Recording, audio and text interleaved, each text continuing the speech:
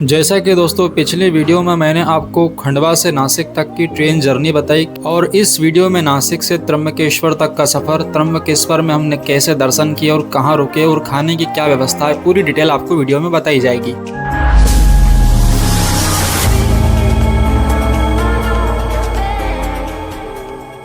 दोस्तों मैं Nashik bus depot के सामने खड़ा हूँ और ये रहा बस स्टैंड। इस प्रकार के यहाँ से बस जाती और मुझे बताया गया है कि जो त्र्यंबकेश्वर जाने वाली जो बस है उसका नंबर 245 है, लेकिन वह अभी आई नहीं। हमें पता चला है कि बस आगे ही कहीं पर खड़ी है। चलिए ढूंढते दोस्तों बस कहाँ पर खड़ी है।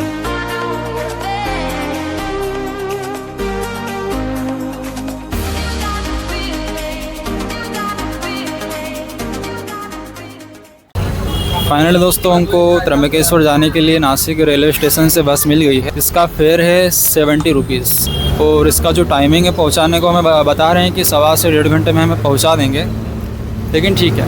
और कई प्राइवेट वाहन भी हमारे पास आए, ऑटो वाले, टैक्सी वाले, जो कह रहे थे कि 150 रुपये दे देना हम आपको छोड़ देंगे, और कई बोल रहे थे कि 100 रुपये दे देना। ठीक है, आपकी इच्छा, अगर आपको प्राइवेट से जाना तो प्राइवेट से भी जा सकते हैं और बस से जाना तो बस से भी जा सकते हैं, लेकिन साधन अच्छा है।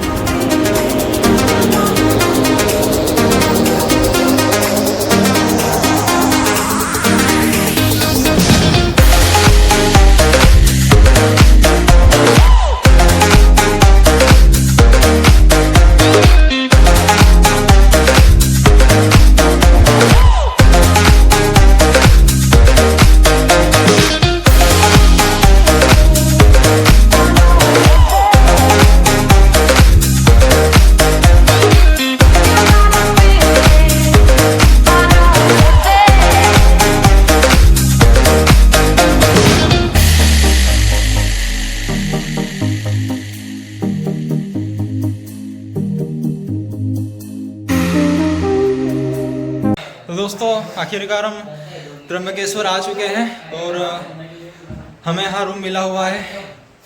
हम आपको रूम बताना चाहते हैं। बाकी होटल तुम्हारा अच्छा लगा हमको, ये भी अच्छा है, उसको देख लेंगे हम। क्या करना है? आपका नाम वगैरह डालो, कितने जन इधर सब डालो, इतने सब नंबर वाइज ना पहले को डालना है, मैं देखते तो कोई बात नहीं। होटल का रिव्यू मैं आपको जरूर करूँगा यहाँ पे एक रात रुकने के बाद। बाकी मेरे को यहाँ आते से अच्छा लगा। आते से दोस्तों हमें बहुत तेज भूख लगी थी, क्योंकि सुबह हमने 12 बजे खाना खाया था और उसके बाद खाना तो छोड़ो, हमें खड़े रहने की जगह मिल गई, वही बहुत है। और दोस्तों आते से मेरे जो भाई है वो खाने में टूट पड़े। मैंने तो दोस्तों रास्ते में खा लिया था, बस में ही खा लिया था। मैं थोड़ा बहुत कुछ खा लूँगा। हाय, क्या भाई साहब आप खा क्या रहे हो बताओ जरा। चार रोटी पराठा सेव। और वैदिक जी ये क्या सेव लेकर आए हैं आप? क्या आपको सेव पसंद है क्या? यस। तो इस प्रकार से कुछ खाना खा रहे हैं।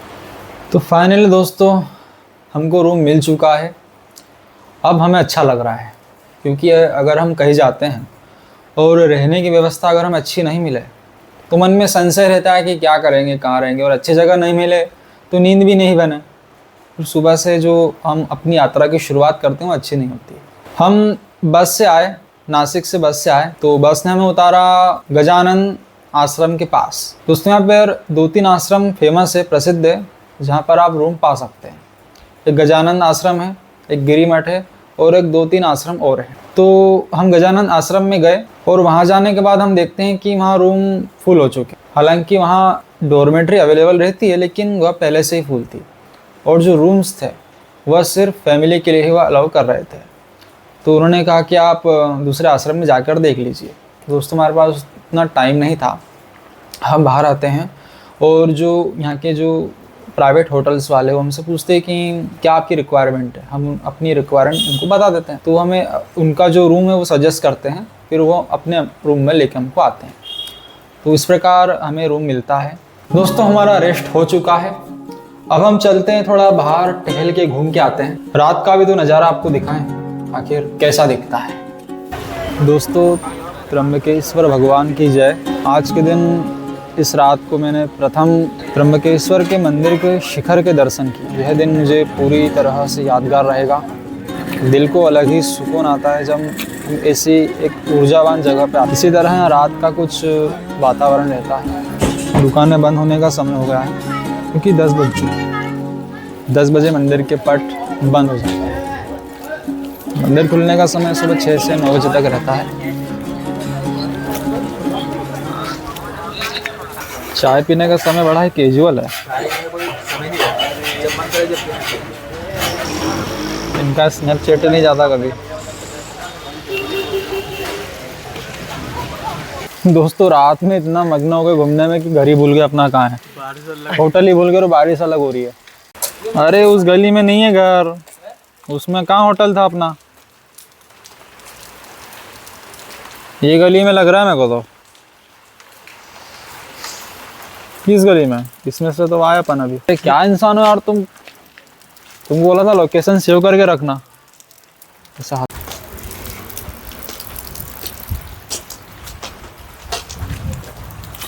अरे रूम क्यों नहीं मिल रहा यार? दोस्तों 1 घंटा तो रूम ढूंढने में हो गया, तो सोएंगे कब फिर? करीब 1 घंटे ढूंढने के बाद फाइनली दोस्तों हमें हमारा होटल मिल जाता है। अब सुकून मिला।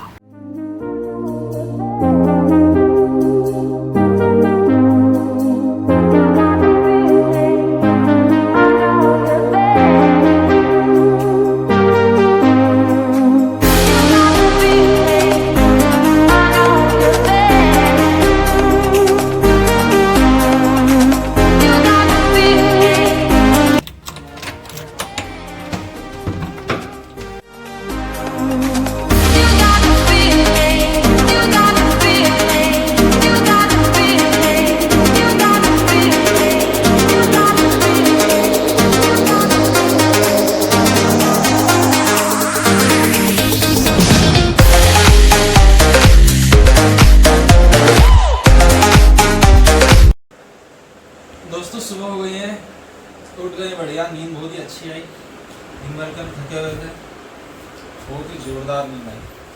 अब हम उठ के देखेंगे बाहर का नज़ारा, क्योंकि रात थी, रात में बाहर कुछ दिख नहीं रहा था।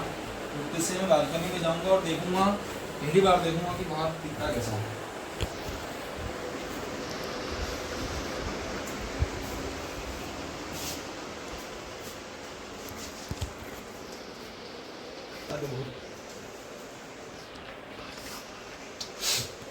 दोस्तों सामने पहाड़ दिख रहा है एक, जिसमें कि कोहरा है, और इस साइड एक पहाड़ है, इसमें और भयंकर कोहरा है। दोस्तों मैं ऊपर आ गया हूँ होटल के। नीचे से तो उतना खिड़की से देखा तो उतना अच्छे से कुछ दिखा नहीं।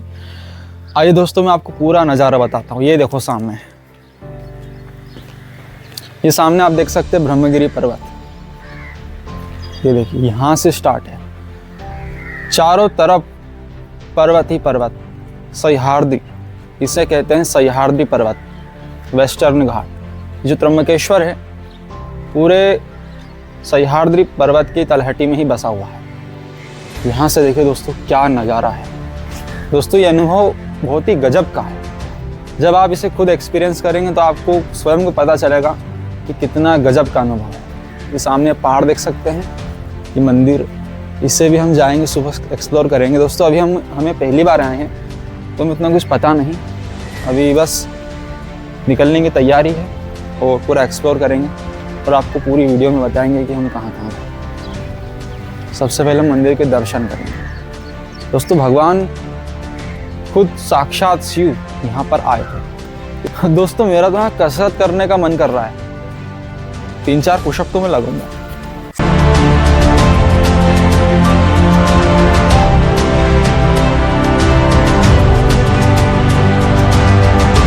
दोस्तों मैं रेडी होकर आता हूँ, फिर वापस आकर पूरी डिटेल में आपको इन्फॉर्मेशन देता हूँ। नमस्कार दोस्तों, फिलहाल मैं स्थित हूँ त्र्यंबकेश्वर। भारत के अति महत्वपूर्ण 12 ज्योतिर्लिंगों में से एक त्र्यंबकेश्वर 10वें स्थान पर आता है। त्र्यंबकेश्वर के मंदिर के गर्भगृह में आपको 3 छोटे छोटे ज्योतिर्लिंगों के दर्शन होते हैं, जो कि ब्रह्मा विष्णु महेश का प्रतीक माने जाते हैं। त्र्यंबकेश्वर आने के लिए आपको बाय नासिक आप आ सकते हैं, बाय ट्रेन, बाय बस या अपने प्राइवेट वाहन से आप यहाँ पर आ सकते हैं। अगर आप ट्रेन से आना चाहते हैं तो आपको नासिक रोड रेलवे स्टेशन पड़ता है, जहाँ से कि आप बस से आप यहाँ तक आ सकते हैं।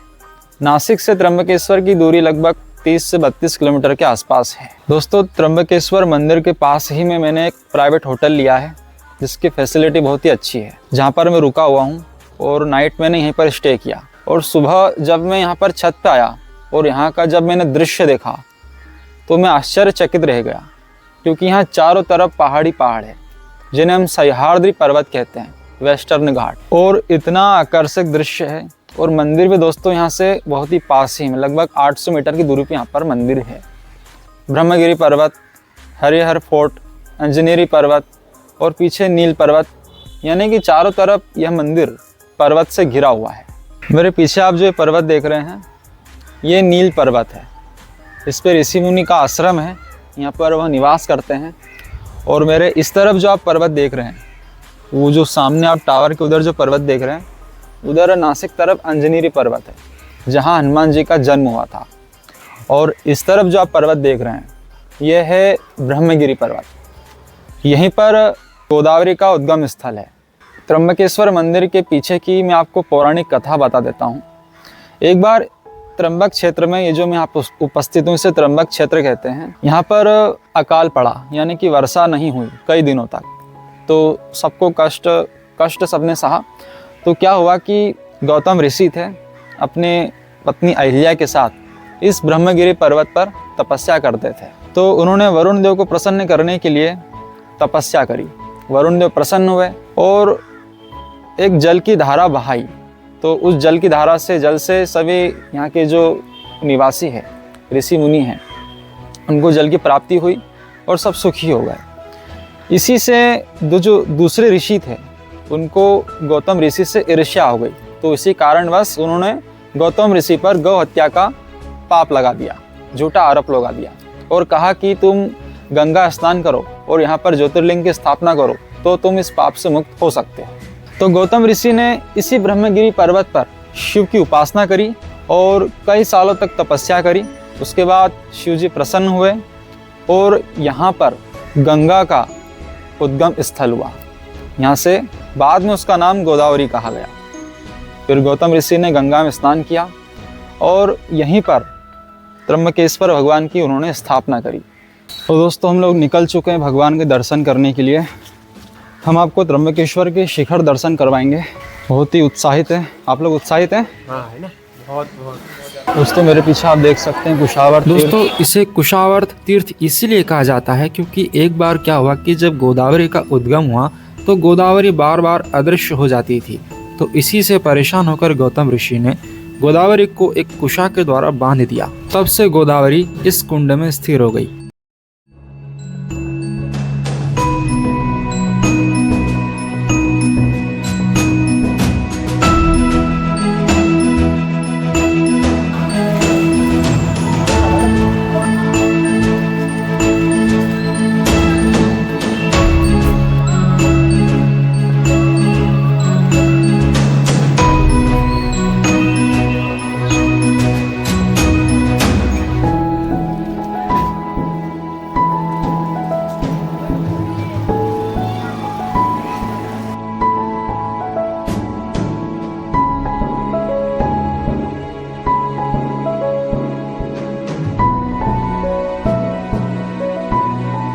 दोस्तों प्रेजेंट प्रोटोकॉल के अकॉर्डिंग आप गर्भगृह में फ़ोन लेकर जा सकते हैं, लेकिन मैं वहां जाकर वीडियो नहीं बनाऊंगा क्योंकि बहुत कम टाइम आपको दर्शन के लिए दिया जाता है और उसमें भी आप वीडियो बनाकर अपना टाइम वेस्ट करें और भगवान को आप ठीक से निहार ही ना पाएं।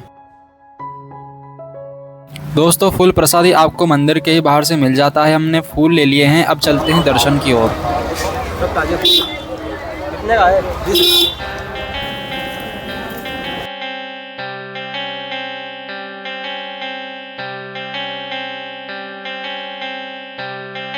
दोस्तों यह फ्री दर्शन की लाइन है और सावन होने की वजह से यहाँ पर श्रद्धालुओं की बहुत लंबी लाइन थी। दर्शन में 3 से 4 घंटे का समय लगने वाला था। समय कम होने की वजह से हम वापस आए और डोनेशन टिकट लेकर के हम लाइन में लगे।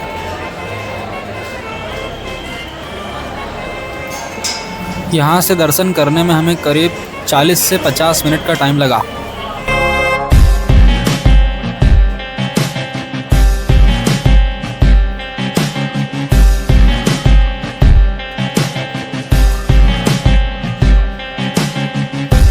यह सामने जो आप लाइन देख रहे हैं यह जंक्शन है फ्री दर्शन और डोनेशन दर्शन की लाइन का।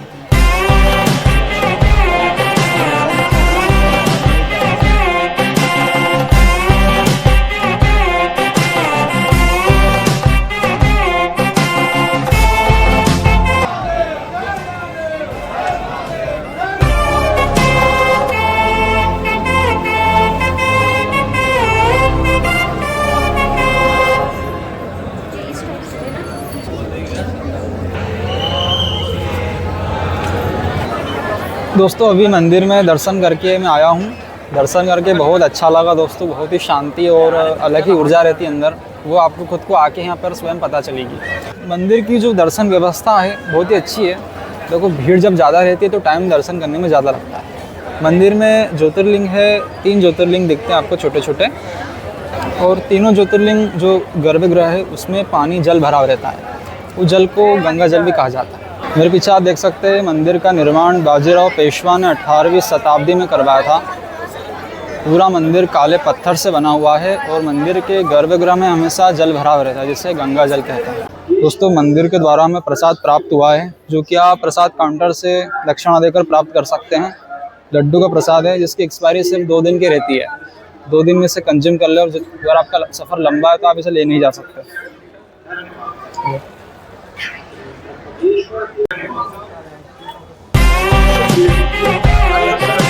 तो इसी के साथ दोस्तों त्र्यंबकेश्वर के दर्शन हमारे यहीं पर पूर्ण होते हैं।